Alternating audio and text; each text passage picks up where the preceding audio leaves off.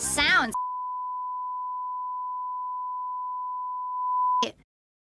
Bubble, you can't say that. Episode 2 of The Amazing Digital Circus was definitely one of the most anticipated animations of the year.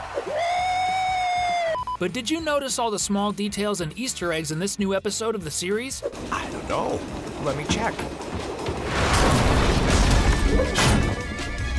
For example, when the circus members arrive at the Sweet Gorge Kingdom, they are greeted with much pomp and joy by the princess's subjects. And these kingdom residents are all NPCs of various different colors. But one of them seems so happy that they end up accidentally ripping off another NPC's head. Maybe this is a game bug where the circus troupe members were sent this time, or perhaps that character is infected with some kind of virus. But tell me, did you notice this detail? Wow, Kinger, check out this castle! It's amazing! We've rounded up 14 Easter eggs and details that practically no one noticed in the second episode of The Amazing Digital Circus. Right at the beginning of the episode, we see all the characters gathering to hear what Kane has to say about the new adventure they would have to participate in, and one of them is Zooble. But if we look closely, we'll notice that the character is completely different from how she was in the first episode. One of the most striking differences is her left leg, which changes to an orange piece with black stripes. Or is it a black piece with orange stripes? Now I'm not sure. Another difference in the character is two pieces on her head, which used to be black and white and are now pointed and yellow. Additionally, the character's torso changes, now having a black and white striped piece attached to her chest, and her right arm changes from yellow and orange to purple and blue. All this confirms the information that Gooseworks had given that the character will have a different appearance in each of the series episodes. Ooh, a new AI. You don't want to mess with the new AI, Zuby? Yeah, no. Another thing we notice is that when Kane is explaining, we see all the circus characters except Kinger, and many viewers notice this, but most think he only appears in the Sweet Gorge Kingdom, in the front seat of the carriage pulled by that elephant-like creature. But if we go back to the previous scene, when Kane pushes the people through the portal to participate in the adventure, if we slow it down, we'll notice that Kinger is one of those Kane pushes forcefully through the portal, which shows that the character will have a very interesting role in the episode. Well... Why are you all just standing there? The Candy Canyon Kingdom needs you now! Going back a bit now, and heading to the very beginning of the episode, still inside Pomni's room, we notice something very curious. When she falls off the bed near the door, we notice that in the valet's room there's a decorative painting. And the image on it cannot be seen completely, but if we go back to the first episode, when Kane shows the outside of the Amazing Digital Circus, we can notice the blue sky and digital trees, all very similar to what's in the painting inside Pomni's room, showing that Pomni, when she's awake, can see what things are like outside.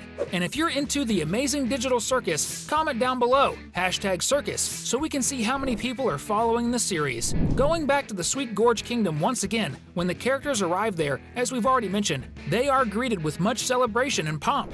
And you may not have noticed, but some of the NPCs had some very strange behaviors. Aside from the fact that they rip each other's heads off, some of them have a very funny dance, different from the movements the other kingdom subjects make, like at the very beginning when the troupe arrives, and also at the end when they complete the mission and deliver the truck of syrup to the princess. That's pretty interesting. But as we said, it seems like some of the game characters have a small creation flaw. At the moment the princess hands over the kingdom key to Regatha, we see that most of the subjects are frozen in a static position, completely immobile. But some of them still continue to clap and jump as if it were a programming error within the game they are participating in. Which makes sense, since Kane said at the beginning of the episode that he was testing some things in this new game, like a new artificial intelligence. This indicates that some errors could indeed occur, and this must be one of them. At a certain point, when the Candy Canyon Kingdom princess shows them that the group will have their own truck to rescue the stolen syrup truck, we can notice that the vehicle is a reference to one of the greatest adventure movies of cinema. Certainly, the folks at Glitch must really enjoy Mad Max, as the truck strongly resembles the vehicle used by the protagonist and his group in the film Mad Max Fury Road, which was also a liquid transport truck, except it was filled with fuel instead of syrup.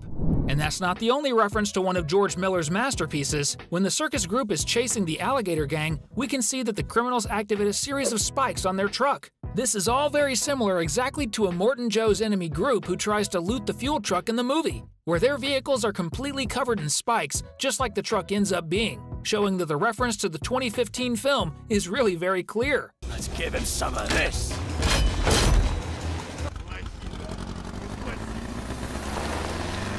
Returning to the moment when the princess presents the Mad Max-style truck to the group, we see that two very interesting things that many people didn't even realize happen at the same time. Because one of the NPCs is practically crushed by the truck, while another NPC appears who seemed to have realized exactly what was about to happen and starts trying to alert the war truck to stop. The detail is that if we look at the truck's cabin, we'll notice that there's no one at the wheel. In other words, the NPC who asked the truck to stop wasn't actually talking to anyone, as there were no people in the truck until that moment.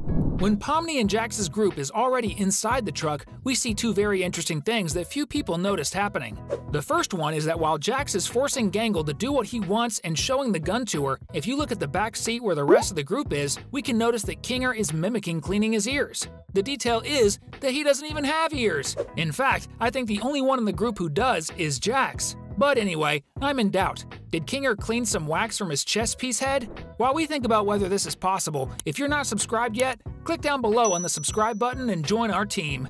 The other thing that happens inside the truck is that when they are beating the truck stolen by the criminals, we see that things inside get very chaotic. And it seems that there are many knives there, so much so that most of them hit Kinger's head, but one of them ends up being stuck right in the middle of Regatha's head. And this cleaver that's in the friendly doll's head is exactly the same one that was shown hitting the same character in the quick animation, released by the channel responsible for creating the amazing digital circus. This is certainly one of the creepiest references of the episode.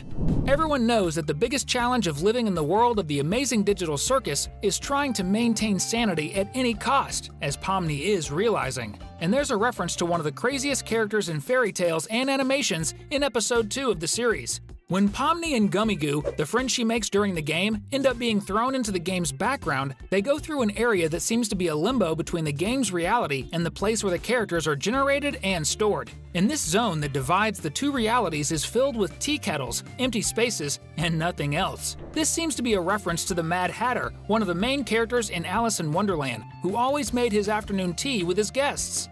This is an indication that it really seems that the world where Pomni, Jax, and all the others are focused on everything that is most insane and crazy that can exist.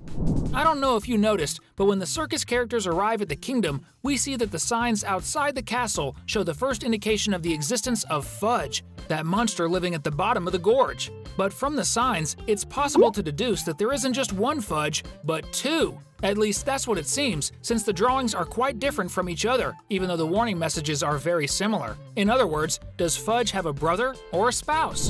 Another detail we noticed is that when the circus group is talking to Gummy Goo about returning the truck to the Sweet Kingdom, we see in the background the two boss alligators' crazy companions doing some very funny things. First, we notice that they start clapping, as if they were children having fun in kindergarten. Which makes sense, as they were celebrating the fact that their hands were no longer tied up. Right after, it seems that the two are having fun in another way, and seems to be performing dance steps in the style of dancers. What I found very funny, because surely few people noticed, as it was intentionally placed in the background, so that only the most attentive would notice. This episode of the Amazing Digital Circus was really cool, and shows that each of the series episodes will be focused on a different adventure, and I want to see each one of them. We're leaving on the screen two incredible videos that you'll definitely enjoy if you haven't watched them yet. Then, come back here and tell me which of the two you like the most, okay?